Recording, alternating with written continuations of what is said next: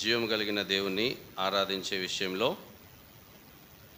ఆత్మతోనూ సత్యంతోనూ దేవుడేమై ఉన్నాడో ఎరిగి అనుభవపూర్వకంగా అర్ధసహితంగా ఆయన ఆరాధించే భాగ్యము అనుగ్రహించబడిన విశ్వాసులుగా ఇది మనకి ఇవ్వబడుతున్నటువంటి గొప్ప ధన్యత. దేవుడేమై ఉన్నాడో ఎరిగి ఆయన సమాజంలో తన స్వరక్తం ఇచ్చి సంపాదించుకున్న ఆయన ప్రియ బిడ్డల ముందు అనుభవపూర్వకంగా ఆయనను వర్ణించడం అనేది ఒక విశ్వాసికి ఇవ్వబడుతున్నటువంటి గొప్ప ఆధిక్యత.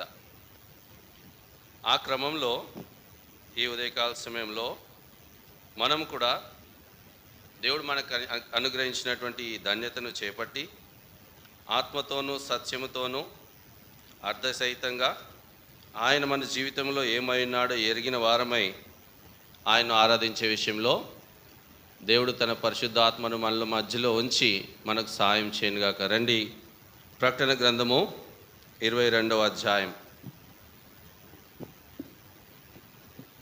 ప్రకటన గ్రంథము 22వ అధ్యాయము 13వ వచనం అందరము కలిసి చదువుకుందాం. ప్రకటన గ్రంథము 22వ అధ్యాయము 13వ వచనము అందరము కలిసి చదువుకుందాం. నేనే అల్ఫయు ఒమేగయు, మొదటివాడను కడపటివాడను, ఆదియు అంతమునై ఉన్నాను. మరొకసారి, నేనే అల్ఫయు ఒమేగయు, మొదటివాడను కడపటివాడను, ఆదియు అంతమునై ఉన్నాను.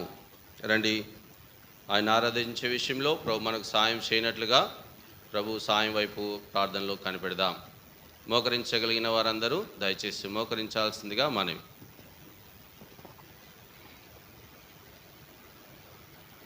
జీవాధిపతి సమస్తమును